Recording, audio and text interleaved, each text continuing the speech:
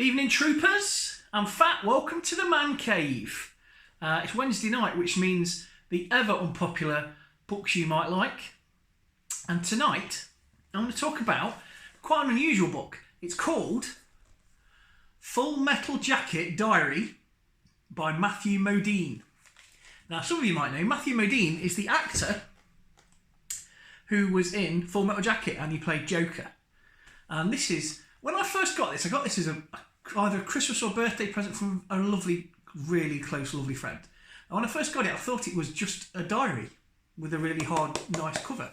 But actually, it's a book, and it's the actor Matthew Modine's diary while he was on set of Full Metal Jacket in the mid-80s. And then this edition is literally the full... Well, that's a nice effect, look. That's like when they're... Oh, I look like when I'm looking in the Pulp Fiction suitcase. Or like, cover your heart, Indy!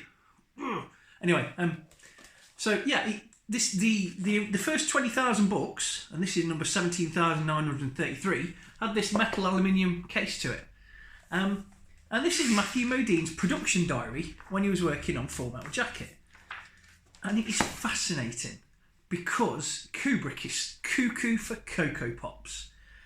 And so's Modine, in a way. He started this diary and he bought a camera, a really old kind of reflex camera, because he'd heard that Kubrick used one.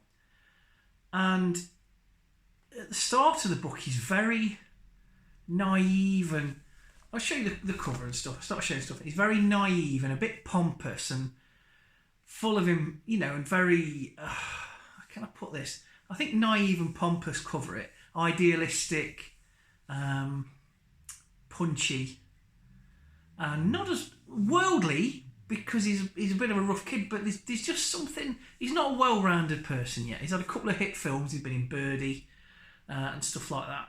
And then the start of the book, he talks about he was in a restaurant, and then there's a guy just staring at him, giving him evils and just swearing at him. And he finds out it's Val Kilmer. So he goes over to Val Kilmer and he's like, "Dude, what's with the like death stares and the muttering like foul language at me?" And Val Kilmer's livid and he says, "You've got the part I wanted." And Matthew Modine's like, "What part's that?" I says, the lead in Full Metal Jacket, the new Kubrick movie. Modine's like, "Well, if I have, mate, I don't know anything about it." Instantly goes out, rings his agent. Val Kilmer's just told me I'm in a Stanley Kubrick movie. His agent says, "I don't know anything about it." Next day, the script arrives. So that's where the book starts, basically. And he talks about how he knew the guy who played Private Pile, Vincent D'Onofrio, as another jobbing actor in New York, and a bouncer, and they become friends. And then gradually, as you'd expect, as the filming progresses, they become enemies.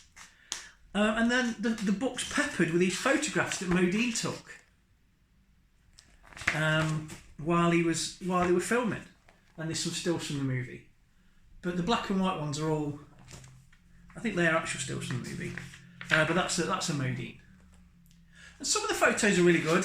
Some of them not so good. Some of them are a bit, I've just got myself a camera, you know, sort of thing. But, you know, if you're interested in Kubrick, and if you're interested in filmmaking, it's a real insight, because there's not a great deal out there about Full Metal Jacket. It's all a bit of a mystery. There's no great documentaries. There's bits and bobs. There's Ollie Ermy talking about stuff, but you never really get inside the process of Kubrick making movies. And this helps because it seems like he's your best mate when you're making a film with him, and then you finish the film and he's like, "Yeah, all right, thanks for that, buddy. You're just someone I met." And to have that weird mentality of being so intense friendship with someone, and then when they're no longer useful to you, that's Kubrick, really. That's him in an essence. If it wasn't, and there's another great story about, and in a way it shows what a genius Kubrick was, because there was a shot and he'd set it up and he'd marked a little cross where he wanted the camera on the concrete. So some funny twat moved the cross like an inch. So he comes back and he's looking in. It's not right. And it was really doing Kubrick's head in, because it wasn't in the exact... He'd gone and had his dinner, you know, and it was moved. He said it moved like that, and it wasn't right. And that shows a man who can visualise, unless he just did that every day, for all we know, or he'd clocked that they were messing with him, which is possible. So that's this book really. It's deeply, deeply, deeply affecting because it shows how friendships can go downhill because they're mates, you know. Modine and D'Onofrio, friends. They hang out as a family. Their girlfriends and his wife, Modine's wife, all hang together. And then when filming starts, and there's a bit where D'Onofrio was a big guy anyway, but he put on fat. He was just like this big Italian muscly guy, and he put on a lot of fat. And he's got like a punch bag, and he's training. And everyone knows it's because him and Matthew Modine are going to come to blows. He's getting ready for a fight. And then there's some other weird bits about when they're in Stanley's trailer, and Stanley asked all the principal cast, what should we call the film? And a few people make suggestions, and then Modine says, we've got a name for it, this is stupid. This is wasting time, this is stupid. And I'm like, oh. And he felt like he'd broken the big Kubrick rule because he questioned the big, but in the end, they went with his, and it was all. So I don't want to spoil too much on, but they're like 2 or 3 anecdotes in a whole book full of anecdotes. And if you can get the steel book like I've got, which I doubt, I don't think you will, because I was bought this like 15 years ago, and this is 17,000 of the first 20,000, and it's a joy to read as well. It really is. As a review, I wouldn't recommend doing your book in this material, because it's very vulnerable. As you can see, I look after my books, I really do. But this one's like that dent's not supposed to be there. It's slightly skewed just by normal reading it, pretty much. You leave it on a coffee table, you knock it off, and so. But that is greatly overcome by the presentation of it and the full metal jacket. I can't imagine. I mean, I don't know what the RRP for this was. I don't know what my friend paid for it, because obviously it was a present. But it can't have been cheap. But I still can't see how he made any money on it, the Matthew Modine, because the first 20,000, which, let's face it, a book like this isn't going to sell too much more than 20,000 copies, because there's not that many people interested in it, I would imagine. So, but it's remarkable. There's some stories in here, some photos in here that are remarkable. And if anything, it's weird to see Matthew Modine's thought process as an actor, because they talk about process and stuff as well. So if you are interested in that kind of thing, there's 2 very different schools of acting between Modine and D'Onofrio. They went to different teachers. I think one of them was Adler, somebody. So that was a conflict as well, because they approached the role very differently.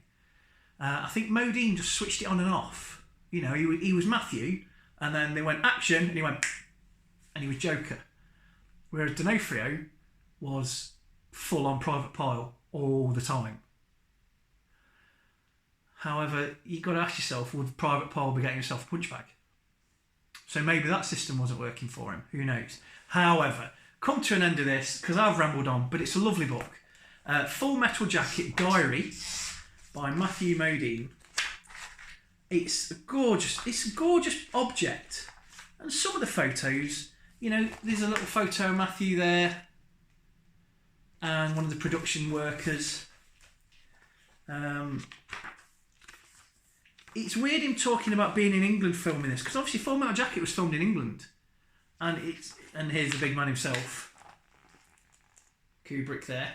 So it's filmed in England, and all the scenes in Vietnam were England, and all the scenes on Paris Island were in England. And if you've been around armed forces bases, because you could tell it's a British. You could tell it looks like an RAF base to me, but I think it's, from what I gather, it's Army. But all the stop signs, all the everything just screams British MOD. And then the rest of it, the Vietnam scenes, they look hot, but they were all filmed in Battersea, I think, around the power station. Go figure.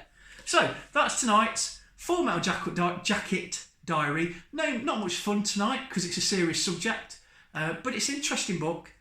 It's rare, I think, but it's one of my treasured possessions, so it's almost a treasured possession stroke book you might like. Thanks for fighting through with me. I know it's been a bit of a dull one, these books always are, but occasionally it might be that one of you goes, oh, I quite fancy that, and you buy it. That's why I do this. So, thanks for watching. If you enjoyed it, like, subscribe, tell your friends about the funnier ones where I'm like looking at Star Wars and geeky stuff and stuff like all that. And then I'll see you at the weekend for another great video.